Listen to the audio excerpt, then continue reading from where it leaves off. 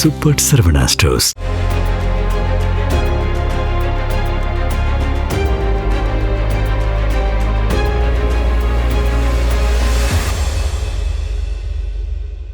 நேயர்களே, இன்றைக்கு நாம் இப்போது பார்க்க போகிறது ஈரான் அமெரிக்கா போர் தற்போது எல்லை கடந்து போகிற ஒரு சூழ்நிலையை நாம் இப்போது பார்க்கிறதாக இருக்கிறது. கடந்த 24 மணி நேரத்தில் ஈரானுடைய ஏவுகணைகள் துபை, அபுதாபி, கத்தர், தொஹா என பல அரபு நாடுகளுக்கு இடையே முக்கியமான நகரங்களை நோக்கி சீறி பாய்ந்து கொண்டிருக்கிறது. இந்த விவகாரத்தில் அமெரிக்கா சிக்குப்பட்டு கொண்டதை மாதிரி தான் செய்திகள் உலக அளவிலே போய்கொண்டிருக்கிறது. மரண விகிதம் அமெரிக்காவினுடைய படை தளபதிகள், அமெரிக்க இராணுவ வீரர்கள் உட்பட பலர் தொடர்ந்து ஈரானிலும் ஆயிரக்கணக்கான பொதுமக்கள் மற்றும் ஐஆர்ஜிசியினுடைய தலைமை பொறுப்பில் இருப்பவர்கள் பட்டிருக்கிறார்கள். அதே போன்று இஸ்ரேலில் இருக்கக்கூடிய பொதுமக்கள் எங்கே செல்வது என்று தெரியாமல் திக்குண்டு இருக்கக்கூடிய ஒரு சூழ்நிலையும் நாம் காண்கிறோம். ஏராளமான உயிரிழப்புகள் 600-700 என்று வந்தாலும் அது 5000-7000 அளவிற்கு இஸ்ரேலிலும் கூட பலர் இறந்திருக்கலாம்.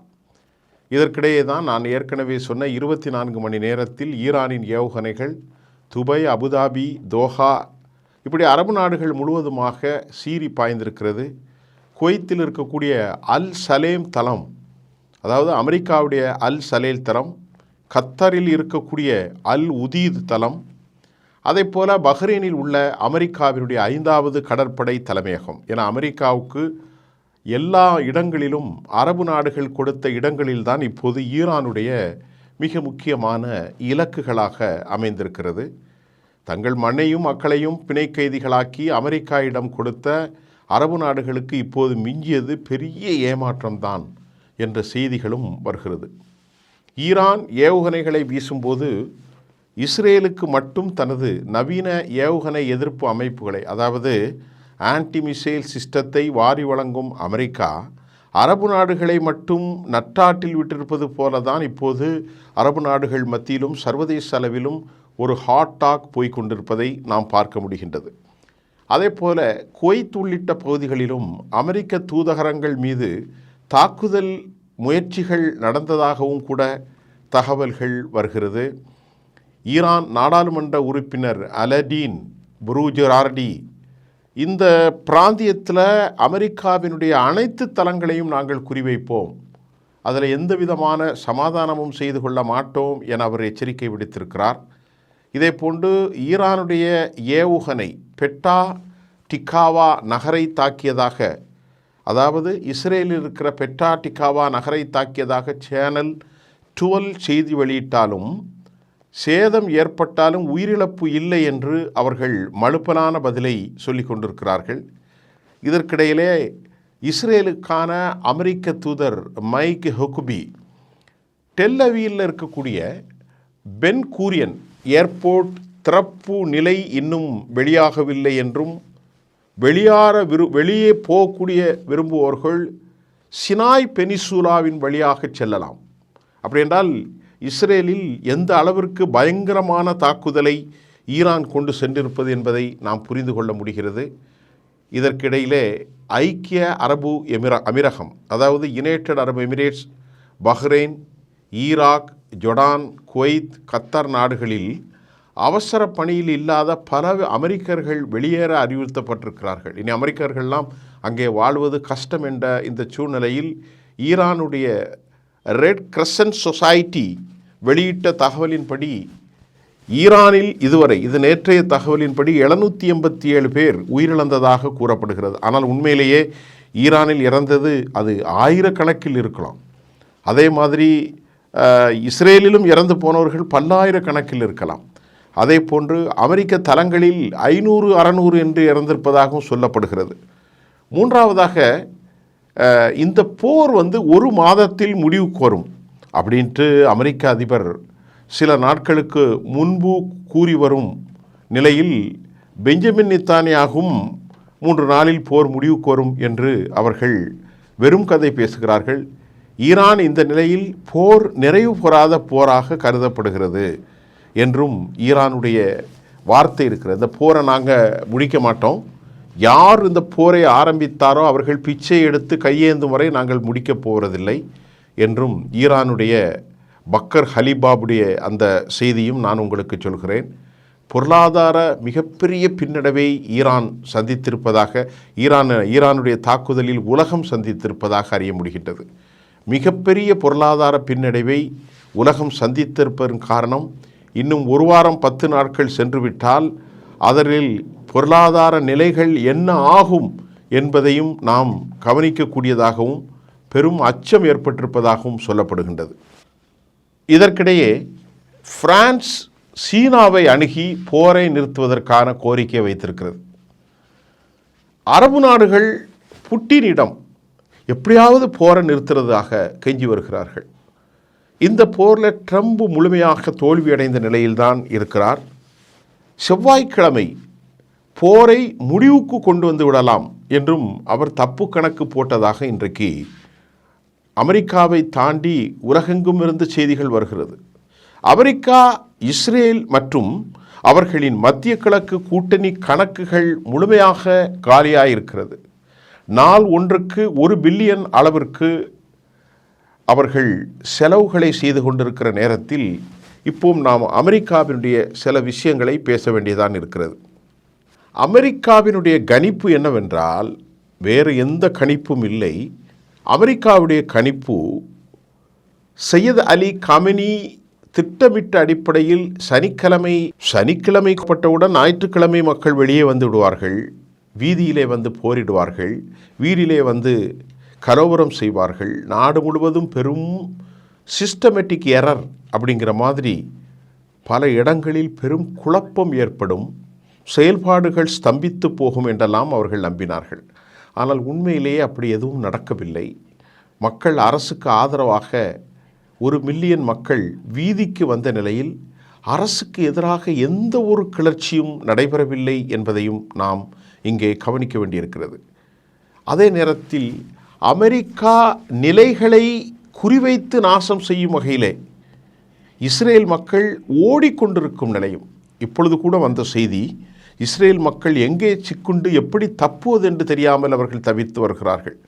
அதே சமயம் அமெரிக்கா எதிர்பார்த்து என்னவென்றால், ஆயதுல்லா கெமெய்னியின் மரணத்திற்கு பிறகு ஈரான் அரசு அமைப்புகள் செயல்பட்டுவிடும் என்பதை நம்பினார்கள். ஆனால் ஈரான் அரசு அமைப்புகள் மிகவும் முன்பை விட மிகவும் ரொம்ப சுறுசுறுப்பாக கவனமாக இயங்க ஆரம்பித்திருப்பது தான் அமெரிக்கா இஸ்ரேல் இப்போது தலை சுற்றி போவதற்காக இருக்கின்றது. அமெரிக்கா எந்த ஒரு நிலையிலும் வெற்றி பெற வாய்ப்பே இல்லை. அதாவது ஈரான் தொடர்ந்து இந்த நிலையை அடைவதற்காக ஒரு நாள் அமெரிக்கா எப்படியாவது தங்களோடு போர் செய்ய வரும் என அவர்கள் 2 தசாப்தங்களாக, ஈரான் 20 ஆண்டுகளுக்கு மேல் ஈரான் கண்டுபிடித்த அண்டர் கிரவுண்டு சுயாதீன அறிவுசார் ஆயுத களஞ்சியத்தில் IRGC வீரர்கள் கடைசி வரை போர் செய்ய திட்டமிட்டுள்ளது. அமெரிக்கா தற்போது மாட்டிக்கொண்டு விழிபதுங்கி இருக்கக்கூடிய சூழ்நிலையிலும் மத்திய கிழக்கில் அமெரிக்க ஆதரவு நிலை முற்றிலுமாக இழக்க நேரிடும் என்ற சூழலும் ஏற்பட்டிருக்கிறது. அடுத்த 72 மணி நேரம் மட்டும் மிக கடுமையான போர் தற்போது நடந்து கொண்டிருக்கிறது. அமெரிக்கா, இஸ்ரேல் இரண்டும் வளைகுடா நாடுகளில் மிகப்பெரிய அளவிலான பின்னடைவை சந்தித்ததற்கு பழிவாங்க கடும் இலக்குகளை ஈரானில் தாக்கி கொண்டிருக்கிறார்கள். ஈரானிலும் அதிகமாக உயிரிழப்புகள் வருகிறது. வரும் காலங்களில் இனி அமெரிக்கா எந்த நிலையிலும் உங்களுக்கு உதவிட முடியாது என்று ஒரு செய்தி அரபுகள் நன்கு புரிந்து கொள்ள ஆரம்பித்து விட்டது. இனி அமெரிக்காவுடைய ஆட்டம் போட வாய்ப்பில்லை என்னும் இன்று 3 நாட்களில் நிலைமை மாறலாம் என்றும் சில தகவல்கள் வருகின்றது. அமெரிக்காவினுடைய அடுத்த செய்தியில் ஈரானுடைய நிலக்கீழ் மலைகளை குடைந்து அமைக்கப்பட்ட ஈரான் ஆயுதங்களை அமெரிக்க பங்கர் பஸ்டர்களால் ஒருபோதும் அழிக்க முடியாது என்று அமெரிக்காவினுடைய மிக முக்கிய ஆளுமையான டக்ளஸ் தன் கருத்தை பதிவு செய்திருக்கிறார். சீனா மட்டுமல்ல, ரஷ்யாவை அணுகியும் கூட இப்பொழுது போரை நிறுப்பதற்கு சமாதான முயற்சிகளும் ஏதேனும் மலைகளில் குண்டு போட்டு ஆயுதங்களை முற்றிலும் அழித்து விட்டதாக அமெரிக்கா கடந்த காலத்தில் கொக்கரித்து கொண்டு வந்தது தற்போது இல்லை என்றும் தற்போது செய்திகள் வந்திருக்கிறது. இதற்கிடையிலே யுனைடெட் அரபு எமிரேட்ஸினுடைய ரிஃபைனரி துஜாயா எண்ணெய் வயல்கள் முற்றிலுமாக, ஓமன் எண்ணெய் வயல்கள் முற்றிலுமாக, அமெரிக்க தூதரகங்கள் முற்றாக, சவுதி அரேபியா அமெரிக்க தூதரகத்தை காலி செய்வதற்கும் அவர்கள் கண்டனம் செய்யும் நிலையில் சீனாவின் உதவியை இஸ்ரேல் தற்போது நாடியிருப்பது, இது பல நிலைகளை நாம் ஏற்படுத்த செய்கிறது. பொருளாதார பாரிய பின்னடைவு, இந்த பின்னடைவு சீனாவுக்கும் ஏற்பட்டிருக்கிறது. குறிப்பாக சொல்லவென்றால் இந்தியாவில் 15 பில்லியன் US$, $10 மதிப்பு அதிகரிக்கும் வகையில் 26 லட்சம் பேரல்கள் தற்போது இந்தியாவிற்கு மிகப்பெரிய சுமை ஏற்படுத்தும். அதை நாம் தனியாக பேசுவோம்.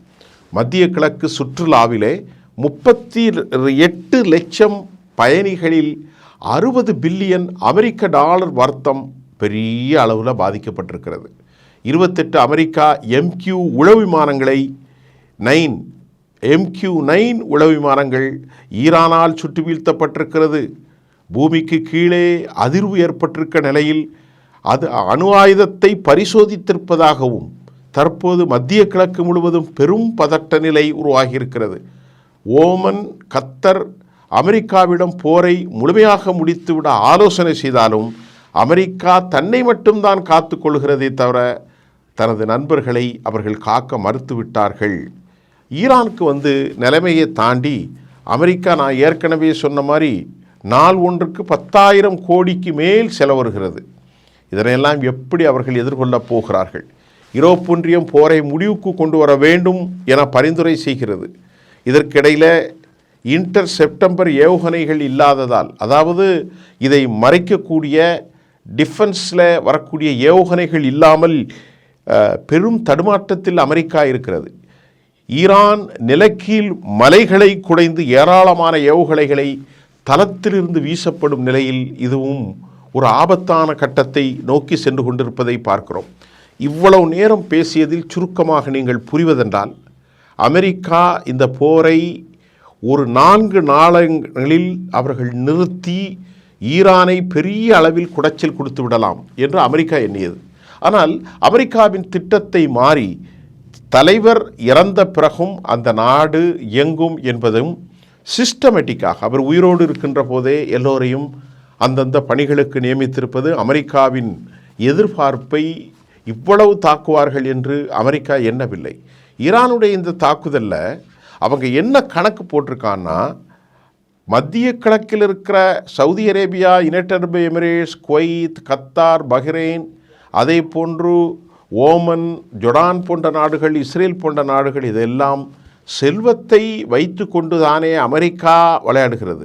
அமெரிக்காவுக்கு எரிவதை பிடுங்கிவிட்டால் கொதி சன்னால் நின்றுவிடும் என்ற பாலிசியில் அவர்கள் பலிஸ்டிக் மிசைல்களை, ஹைப்பர்சோனிக் மிசைல்களை, சூப்பர்சோனிக்கை, கர்ரம்சோர் போன்ற அல்லது கைபர் ஷகான், ஈமாமத் மற்றும் சிஜீல், அதே போன்று கதர், இப்படி நிறைய பலிஸ்டிக்ஸ் மிசைல்களை மிக கொடூரமான முறையில், அதே போன்று ட்ரோன்கள், ஒரு ட்ரோன்களை அவர்கள் 35,000 அமெரிக்க டாலர்களுக்கு தயார் செய்துகிறார்கள்.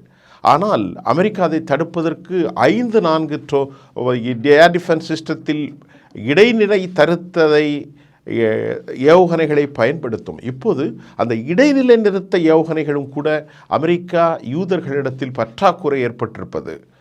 இன்னும் ஒரு விஷயம், இந்த போர் முடிகின்ற போது அரபுகள் முழுமையாக அமெரிக்காவை கைவிடக்கூடிய வாய்ப்பையும், உலக ஒழுங்கு போர் முறையில் ஒரு புதிய வல்லாதிக்க சக்திகள் அரபுகளிடத்திலே கால்பதிப்பதை ஒரு சூழலையும் ஈரான் ஏற்படுத்தி இருக்கிறது. என்ன காரணம் என்று கேட்டால், இதுவரை 400 லட்சம் கோடி ரூபாயை அமெரிக்க அதிபருக்கு அவர்கள் இன்வெஸ்ட் செய்தார்கள். யுனைடெட் அரபு எமிரேட்ஸும் சரி, சவுதி அரேபியாவும் சரி, கத்தரும் தற்போது தங்களை பாதுகாப்பதற்காகத்தானே இந்த பணத்தை எல்லாம் செலவு பண்ணினோம். தனது பாதுகாப்பு இல்லை. அராம்கோ எரிகின்றது, குவைத் பட்டி எரிகின்றது, கத்தர் எரிகின்றது. அப்படி என்றால் அமெரிக்காவை நம்பினு என்ன பிரயோசனம் என்ற ஒரு முடிவுக்கு வந்திருக்கலாம். இனி இது போர் கலந்தவர் ஒரு அரபியர் பேசும்போது எங்களை காக்காமல் யூதர்களைத்தான் காத்து கொண்டிருக்கிறார்கள் என்று சொல்கிறார்கள். யூதர்களுடைய பிரச்சனையோ பெரும் பிரச்சனை. இந்த பிரச்சனையை தாண்டி இன்னும் ஒரு வாரத்திற்குள் இந்த போர் தற்போது 72 மணி நேரம் உக்கிரம நிலை அடையும். அந்த உக்கிர நிலையில் ஈரான் பெரும் சேதாரத்தை சந்திக்கும். அதற்கு பதில் வாங்க ஈரான் இப்பொழுது தாக்கி கொண்டிருப்பதாகவும் செய்திகள் வந்திருக்கிறது. பயங்கர தாக்குதலில் இஸ்ரேலில் கிரியார் சமோட்டா, அஸ்கலான், அதே மாதிரி டெல்லவியூ, இன்னும் பல இடங்கள், ஹைஃபா பற்றி எறிவதாக சொல்லப்படுகிறது. 9க்கும் மேற்பட்ட இராணுவ நிலைகளும் அழிந்து கொண்டிருக்கிறது. இப்போது ஒரே ஒரு விஷயம்தான், இந்த போரை நிறுத்தும் சக்தி யாருக்கும் இல்லை. போர் அந்தந்த சிஸ்டமேட்டிக்காக அழகாக போயிட்டுருக்கு என்று ஈரான் நம்புகிறார்கள். தங்களுடைய பெரும் இழப்பையும் தலைவருடைய இழப்பையும் அந்த மக்களை அமெரிக்காவுக்கு எதிராக ஒருங்கிணைத்து வைத்து விட்டது டொனால்ட் ட்ரம்பினுடைய திட்டம். அதே போன்று இந்த திட்டங்களை வடிவமைத்த இஸ்ரேலும் தனித்து விடப்பட்டிருக்கிறது. இந்த போர் இன்னும் பல நாட்களுக்கு நடத்த மலைகளுக்கு கீழ் பலாயிரக்கணக்கான 80,000த்திற்கு மேற்பட்ட ட்ரோன்களையும் பல்லாயிரக்கணக்கான பலிஸ்டிக்ஸ் ஹைப்பர்சோனிக் சிஸ்டங்களை வைத்திருக்கிறார்கள். இவர்களுக்கு ஆதரவு கொடுப்பது சீனா. துல்லியமாக செய்மதி படங்களின் மூலம் அமெரிக்க நிலைகளை படமெடுத்து, அரபு நாடுகளின் நிலைகளை படமெடுத்து தகவல் அமைத்து கொண்டிருக்கிறார்கள். மறைபொருளாக சீனாவும் ரஷ்யாவும் ஈடுபடவில்லை. ஆனால் அவர்கள் மறைபொருளாக ஏராளமான தொழில்நுட்ப அறிவை கொடுக்கும் நிலையில்தான் ஈரான் ஒரு மிகப்பெரிய சக்ஸஸ்ஃபுல் ஆபரேஷனை செய்கிறார்கள். ஈரான் 20 வருஷமாக இந்த அளவுக்கு நிற்பதற்கும் சவுதி போன்ற நாடுகள் தோல்வியடைந்ததற்கும் என்ன காரணம் என்றால், ஈரான் சுயாதீனமாக யாரையும் நம்பவில்லை. அவர்கள் செல்ஃப் ரிலையன்ட் என்பதை போன்று சொந்தமாக ஆயுதங்களை தயாரித்து, கிளஸ்டர் குண்டுகளை தயாரித்து, பலிஸ்டிக்ஸை தயாரித்து, ஹைப்பர்சோனிக்கை தயாரித்து, அதிலிருந்து பல வடிவமெடுத்து நிற்பதால் தன் கால் தனக்கு, தன் கையே தனக்கு சுகம் என்ற ஒரு முடிவிலே அவர்களை யாரும் வெற்றி கொள்ள முடியாத ஒரு களச்சூழல் தற்போது இருப்பதையும் நாம் பார்க்க முடிகின்றது. ஆக இந்த போரின் முடிவு தெரியவில்லை. ஆனால் நீண்டகால போருக்கு தாங்கள் தயார் என்பதை ஈரான் அறிவித்திருக்கிறது. உயிரிழப்புகளை பற்றியோ ஈரான் கவலைப்படவில்லை. ஆனால் இஸ்ரேலில் மக்கள் ஓடிக்கொண்டிருக்கிறார்கள். அமெரிக்காவினர் அவசரமாக வெளியேறுகின்றார்கள். அமெரிக்காவுடைய மை ஹுகுபி தனது அறிக்கையிலே அமெரிக்கர்கள் மத்திய கிழக்கிலிருந்து வெளியேற வேண்டும் என்று சொல்கிறார். அடுத்து ஹெர்மூஸ் ஸ்ட்ரைட், இந்த எல்லை, இந்த பகுதி, கடலாதிக்க பகுதிகளை அமெரிக்கா உள்ளே நுழையலாம். அமெரிக்க கப்பல்களும் யுனைடெட் கிங்டத்துடைய கப்பல்களும் பட்டி எறியும் சூழ்நிலையில் அடுத்து என்ன நடக்கப் போகிறது பொறுத்திருந்து பார்ப்போம். நன்றி.